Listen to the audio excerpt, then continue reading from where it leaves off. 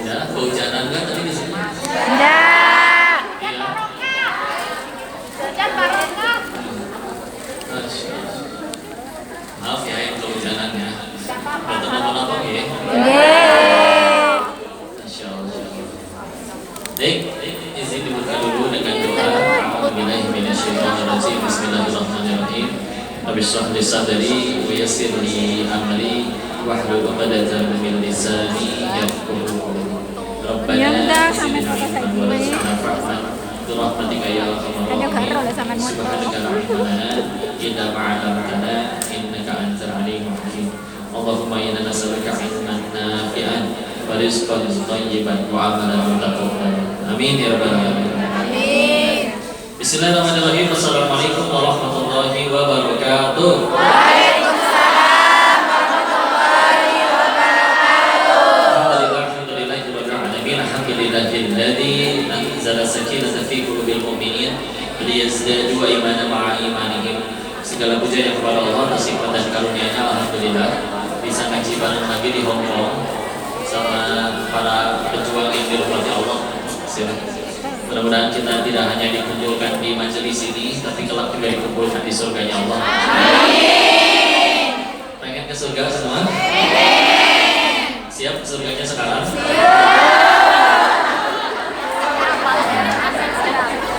Hati-hati yang di bawah lampu ya. Final destination. Dia mau cepat. Salawat beserta salam semoga selalu tercurah pada junjungan kita baginda Rasulullah Muhammad Sallallahu Alaihi Wasallam beserta para keluarga dan sahabat-sahabatnya, dan semoga Allah sanggupkan kita istiqomah meniti sunnahnya insyaallah. Suaranya kedengaran jelas? Jelas. Orangnya kelihatan jelas?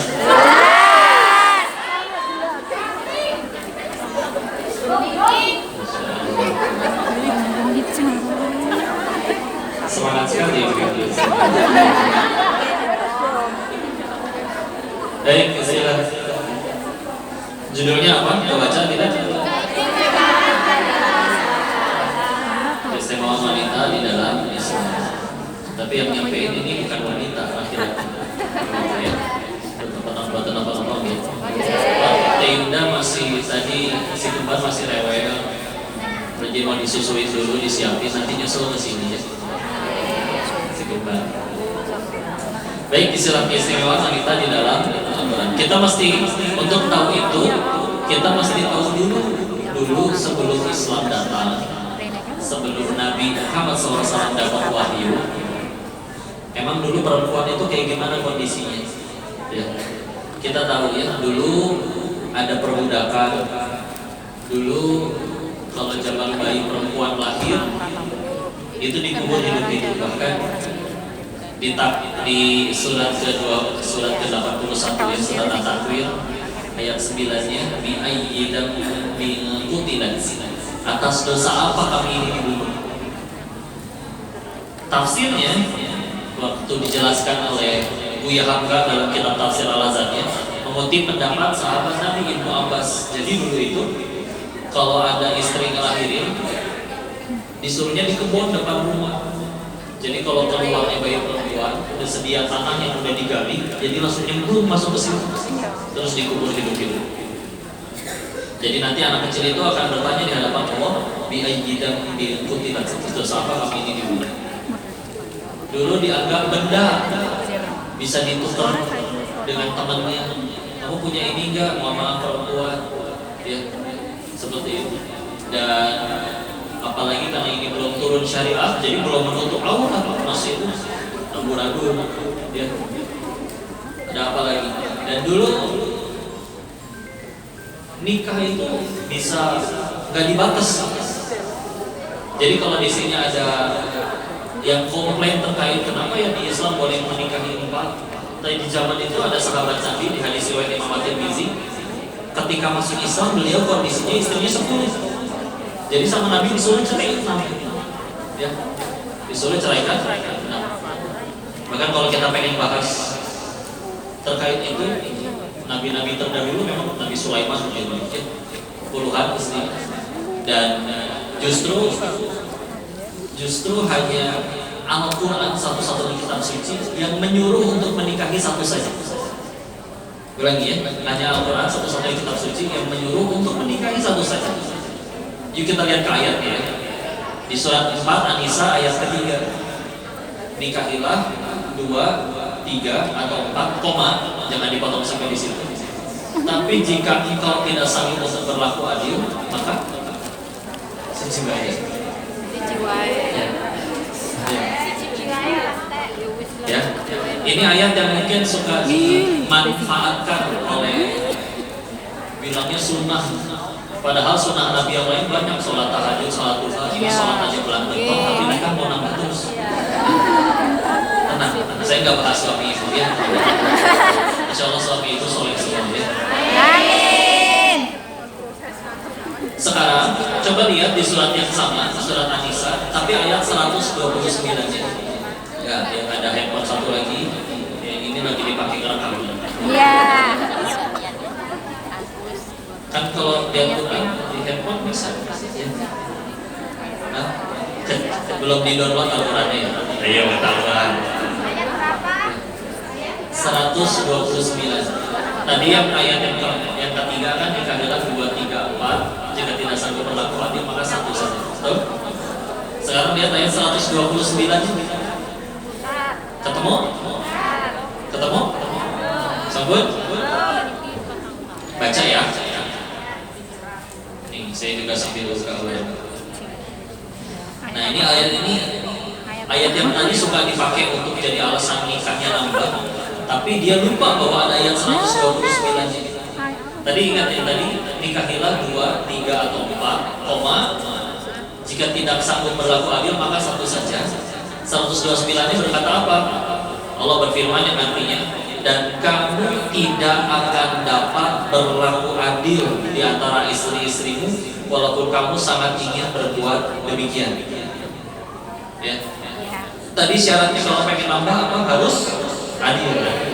Tapi kalau nggak sanggup adil maka satu saja. Allah nambahin, kamu nggak akan sanggup adil. Kamu tidak akan sanggup adil. Oh, Nabi lebih dari satu Nabi dapat waktu untuk jadi istri Nabi itu adalah cerminan berbagai macam tipe karakter wanita seplanet bumi. Ya. Ada yang jenisnya pintar seperti Aisyah radhiyallahu anha, ada yang independen seperti Khadijah radhiyallahu anha. Ya. Bahkan Nabi sebelum dapat perintah itu kan maka satu doa Khadijah aja, satu saja, ya. Jangan heran nanti kalau nanti coba cari di internet istrinya sahabat itu adalah misalkan istri Umar bin Khattab adalah apa, ya, walaupun dibatas ya 4, ya. Tapi ini bicara yang gitu dulu ya. Jadi udah mau disuruhnya satu. Bahkan kalau kita ngobrol yang kayak Dr. Zakir Naik yang perbandingan agama izin, maaf, ditantangin cari ada nggak di kitab suci kamu yang menyuruh hanya menikahi satu saja. Maka kita akan mendapati banyak yang ya kayak nabi-nabi terdahulu. Ya, tapi setelah akhirnya syariat yang dibawa oleh Rasulullah SAW, maka ya, jadi kita lihat dulu ya. Oh, jadi zaman dulu kayak begitu, ya. Masalahnya sekarang kalau bicaranya adil kan adanya di hati mereka yang pada merasa adil atau tidak. Nggak bisa merasa aku kayaknya udah adil, kayaknya. Istri-istrinya merasa sudah adil, maka kan ini dia ya, jadi masalah. Nah, itu dulu atau. Nah, semenjak akhirnya Islam turun datang dimuliakan. Bahkan jangankan dioper-oper seperti kamu diputer-puter. Mohon maaf hanya untuk jadi pemuas nafsu ya. Sekarang kalau pengen menyentuh kalian wanita syaratnya satu. Iya, buat perjanjian dengan pencipta kalian. Ya. Bisa portfolio, temui walinya, ijab kabul.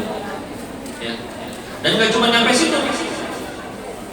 Setelah akhirnya wanita ini menjadi istrimu yang berarti boleh kau sentuh, maka tidak hanya itu, maka kau harus menanggung nafkahnya, Nafkah ini sandang pangan papan. Iya, dan wajib ya. Termasuk yang wajib itu tempat tinggal dan juga pakaian. Jadi nanti kalau pengen beli gamis minta ke suami. Karena termasuk yang wajib pakaian. Tempat tinggal oke, nggak sanggup semuanya langsung beli rumah.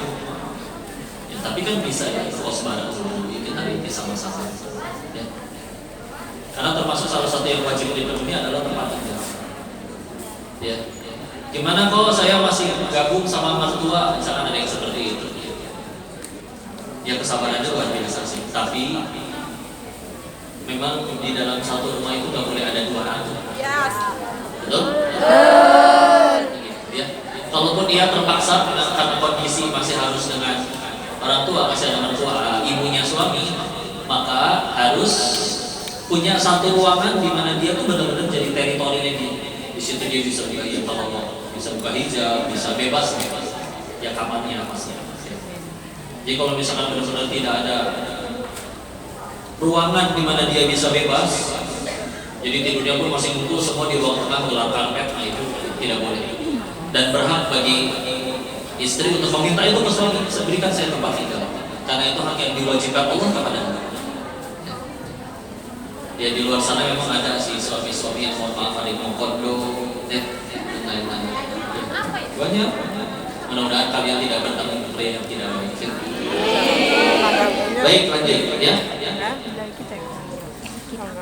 Lalu semenjak akhirnya Islam Allah tadi dimuliakan, pakaiannya ditutup, yang berhak dilihat hanya wajah dan juga telapak tangan harus ya. Terus wanita itu dimuliakan karena wanita itu perannya kan 3 selama hidup ya. Pertama jadi putri, anak dari orang tuanya. Yang kedua jadi istri dari suaminya. Yang ketiga jadi ibu bagi anak-anaknya. Dan kita tahu 3 doa wanita yang tidak tertolak adalah doa anak atau putri untuk orang tuanya.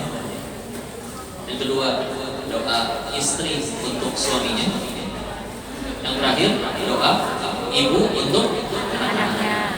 Bahkan ibu itu satu ibu kadang sanggup mengasuh 4, 5, 6 anak, tapi kadang 6 anak belum tentu sanggup mengasuh satu ibu. Luar biasa kan? Ya. Dan wanita kuat diberikan rahim. Rahim ini qararib makin, tempat yang kuat disebut. Perhatikan, kalau ada ayahnya yang soleh, ada peluang anaknya belum tentu soleh. Ya. Nabi Nuh sendiri anaknya kan ikut kena air bah. Ya.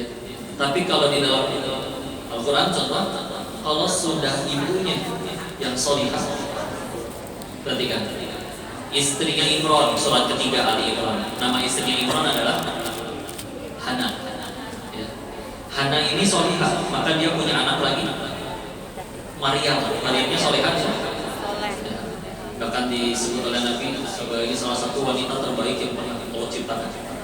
Ya. Maryamnya solihah, punya anaknya. Kasih. Anaknya Maryam siapa? Nabi Isa alaihissalam. Gak cuma soleh jadi nabi. Ya. Istri Nabi Khadijah radhiyallahu anha. Nabi itu punya anak hanya dari 2 wanita ya, satu dari Bunda Khadijah, satu dari ada Maria Al-Qibtiyah. Ya. Dari Khadijah 6 orang. Khadijahnya solehah, anak-anaknya yang paling terkenal mungkin Fatimah radhiyallahu anha. Fatimahnya solehah, anak-anaknya Hasan dan Husain. Soleh tidak?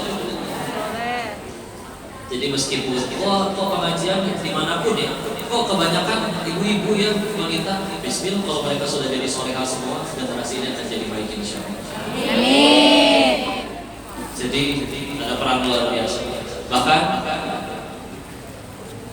ada buku-buku yang ditulis oleh orang-orang yang benci Islam, kaum Orientalis dan segala macam.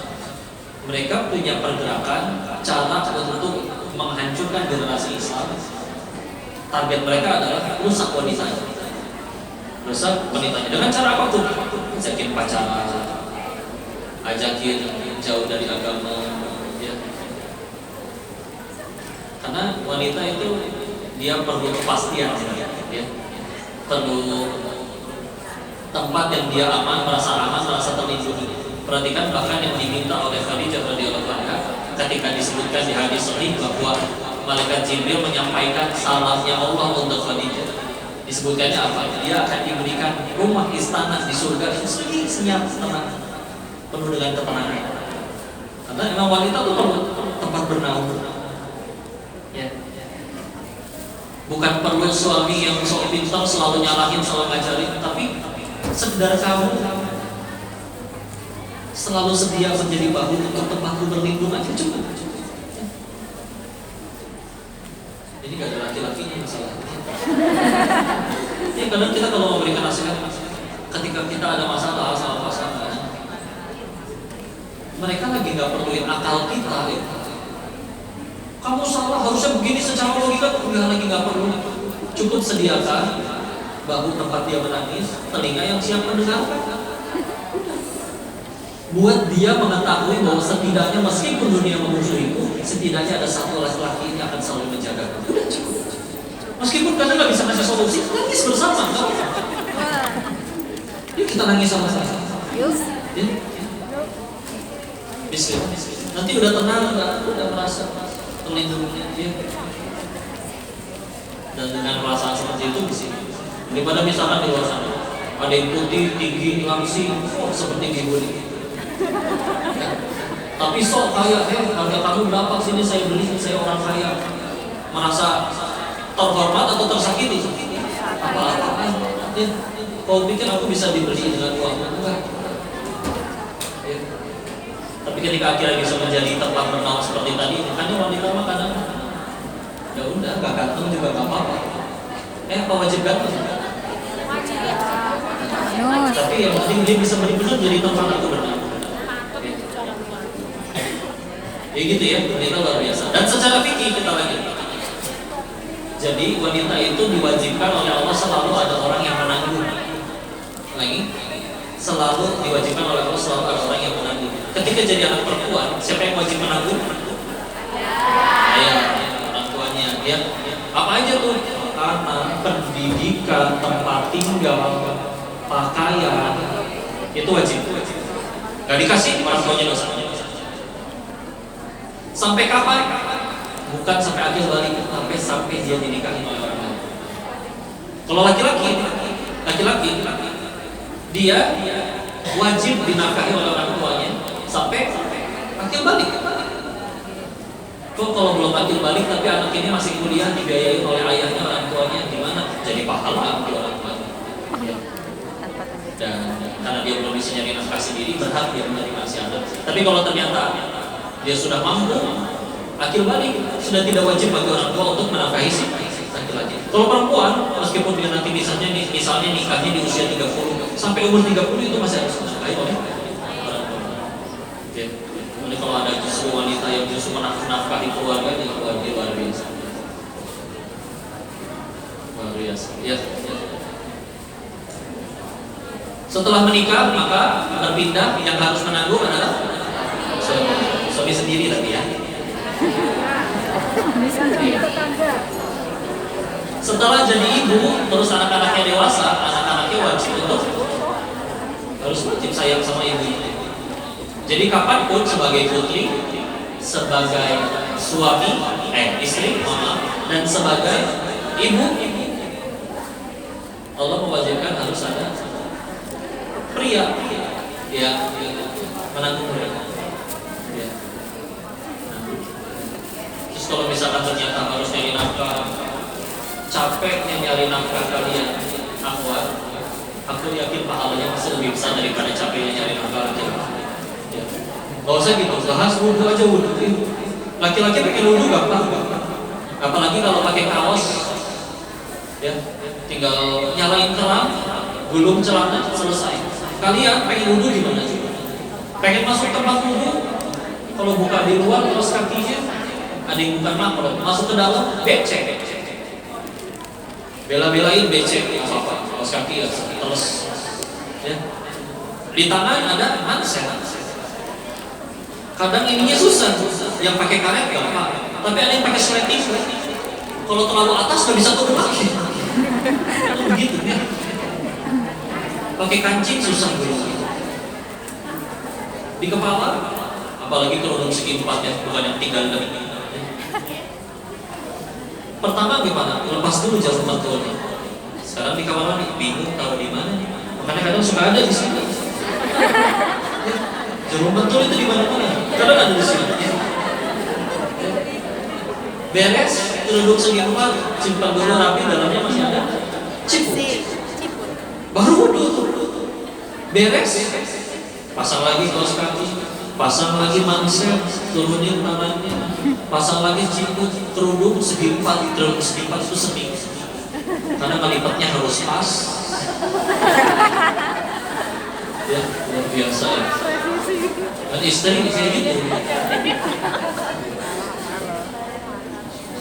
Begitu udah cepit sini beres, jarum pentulnya hilang. Itu benda paling misterius. Nggak pernah kita gadoin, tapi habis dulu. Ya, hilang. Beli satu kali satu kotak gitu ya. Hilang. Habis. Iya. Entah kemana itu. Pokoknya coba beres. Maka pahala kalian wudhu pasti lebih banyak daripada laki-laki. Masya Allah. Ya, luar biasa. Belum lagi ada yang pakai ningkong, pakai hijab. Oh ya musik. Ada yang hijabnya nyatu sama baju French kimal, gampang tinggal ditaikin ya lagi. Tapi kalau yang kain kudu diikat dulu sebelum pakai ciput, pakai lagi dulu, kikok baru dikerudungin. Masuk lagi ke dalam. Luar biasa. Kalau bukan karena iman, ngapain ngelakuin itu? Itu hanya untuk Tuhannya, Masya Allah. Ya. Jaga. Kawan-kawan dulu waktu Koko masih di Thailand, ya izinnya mereka terbiasa dengan kehidupan pura-pura malam di mana mohon maaf di tempat seperti itu kan, ya wanita jelas tidak berpakaian seperti kalian, ya. Dan jadi terbiasa untuk ya mentel genit ke perempuan, main colek aja, main pegang aja. Kalau dalam bahasa Sunda disebutnya cunihin. Tahu cunihin? Jadi kalau ada laki-laki suka bercandanya tuh megang, itu cunihin. Itu nggak sopan sama laki. Ya. Akhirnya waktu itu kami lagi jalan-jalan di Indonesia, pengen wisata kuliner, tapi mungkin karena mereka bosan dengan restoran, orang-orang yang diuji kaya tapi pakai uang haram, maka pengen nyoba nyari jajan yang pinggir jalan, street food. Ya. Akhirnya waktu itu saya ajaknya ke Bandung, Darut Tauhid, pesantrennya Al-Him. Itu memang banyak tukang jajan di depannya, di jualan jajanan. Cuman kan itu daerah pesantren, jadi mau kerudungnya itu rapi, segi 4, kadang bercadar, gamis lebar, kaos kaki, manset, semua lengkap.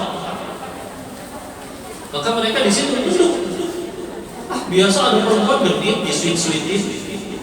Mereka merasa mereka bilang kayak gini laki-laki.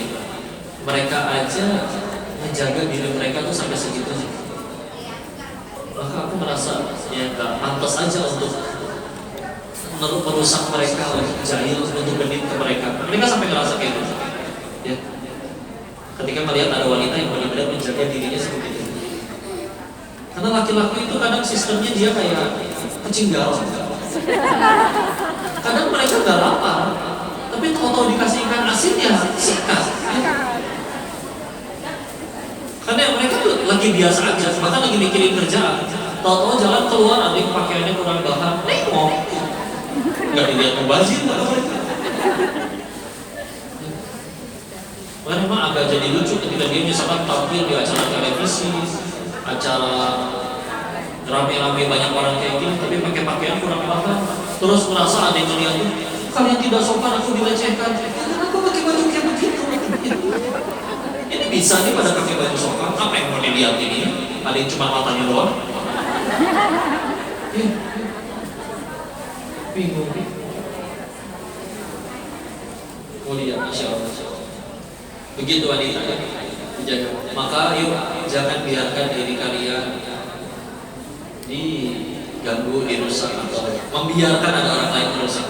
Memang kalau sudah menikah insya Allah lebih mudah. Ini ada yang belum nikah, Ada yang bawa menikah? Janda kan? Kok bisa jadi janda? Iya.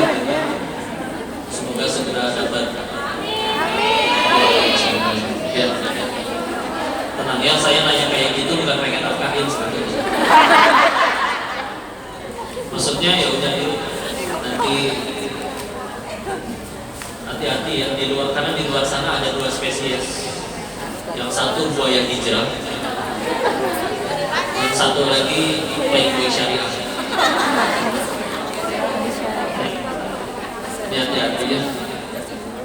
Begini, oh tapi kan tertarik dengan lawan jenis itu wajar, iya. Tapi cara kita menyalurkan rasa tertariknya itu akan dihisap. Ya tertarik nih, oh dia misalkan apa, oh dia baik. Ketika akhirnya hanya disimpan dalam hati, tidak sampai jadi maksiat pacaran, tidak dosa. Tapi kalau sampai itu, yang pada belum dapat jodoh, izin ya. Rumus jodoh itu 2, 1 paling cepat ketemu di dunia, paling lambat nanti di surga. Ya. Jadi jodoh itu pasti bertemu, ulangi, jodoh itu paling cepat ketemu di dunia, paling lambat di surga. Pertanyaannya satu, kita mati ke surga atau enggak? Ya. Pengennya enggak? Misalnya. Supaya apa maksudnya? Jangan sampai ada yang membiarkan. Ya udah deh, gak apa-apa dapat jodoh di dunia, yang gak apa-apa deh dia mau sama aku, gak apa-apa deh dia mau jadi pacar atau nikahin aku. Aku buka kerudung gak apa-apa, aku dipacarin gak apa-apa. Jangan sampai ada yang kayak gitu. Dia bela-belain dapat jodoh di dunia, tapi melepas surga. Ya. Tapi melepas surga. Jangankan si pacar naksir, satu dunia cinta, tapi Allah benci, kita yang repot. Ya. Anggaplah cantik banget, putih. Saking putihnya kalau minum kopi kelihatan dari leher. Dan kalau cantik suka dibilang bening ya. Bening berarti bener ya. Kelihatan. Ya. Tulangnya kelihatan ya. Maka kalau ada yang mengerti itu cantik sekali dan satu dunia cinta kepada dia, tapi benci.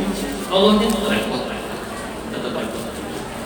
Satu dunia bersepakat, satu dunia bikin grup WhatsApp, berusaha untuk menyelamatkan kita ke surga Allah. Yang punya surga nggak ngizinin kita masuk situ. Gimana masuk? Ya, laki-laki ya manusia ya. Kalau sudah sayang dengan orang, maka dia pasti pengen selamanya dengan orang yang dia sayang itu. Masalahnya sesayang-sayangnya saling sayang di dunia, ada yang tetap nggak bisa sama-sama. Naksir sama naksir, undangan udah keluar, besok hari pernikahan, kata Allah nggak ada jawabannya, bisa meninggal duluan, bisa. Ya. Nah ada tempat untuk bahagia selamanya, yaitu di surga Allah. Maka kalau ngakunya dia sayang, kembar, tapi ternyata nggak ngajakin ke surga, ngajakinnya malah kemana? Alhamdulillah ya, ke hotel, check-in gitu-gitu. Maka jelas dia omong kosong. Ulangi. Omong kosong. Dia. Maka kalau ada yang kayak gitu nanti terserah. Kalian punya Instagram nggak? Ya. Misalkan Instagramnya di DM oleh Song Joong Ki. Atau personil BTS dan NCT mualaf semua. Saking solehnya mereka hafal 31 juz. Offset kelebihannya. Dan mereka siap menjadi suami ke-1 sampai ke-7 kalian. Ayo. Ya. Kalau ngajaknya pacaran jawab dengan tegas, halalkan atau tinggalkan mas.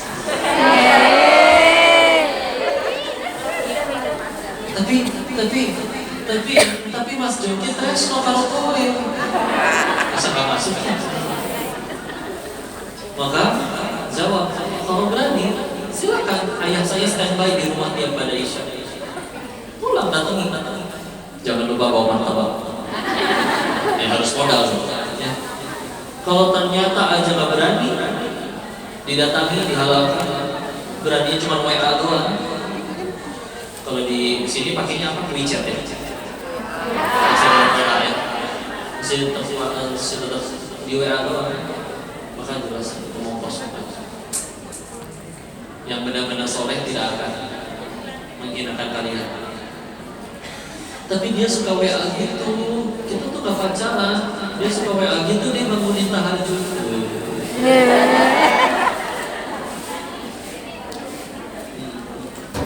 Pertanyaannya cuma satu, cuma satu pertanyaan. Kalian yakin cuma kalian doang yang di WA? Hati-hati, kadang laki-laki itu teman yang ibarat handphone nyari wifi. Banyak nih, maka dia mesti cek dulu mana yang respon, connect, itu yang dia sikat.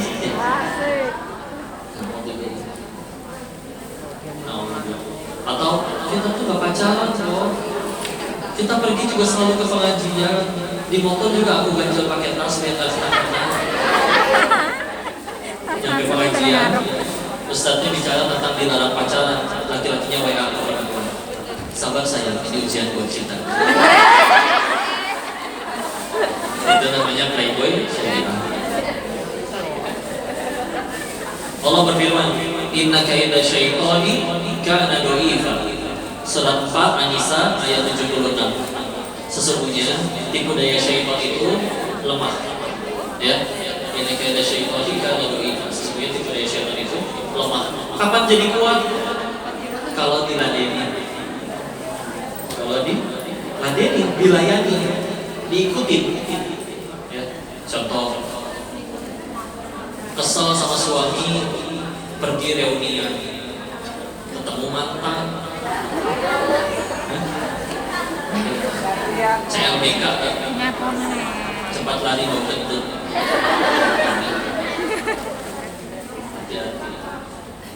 Terus setelah reuni itu mulai ada WA misterius setiap malam. Assalamualaikum warahmatullahi wabarakatuh. Santun sekali. Ya. Gimana suara bebek? Suara kucing? Suara kambing? Suara buaya? Assalamualaikum.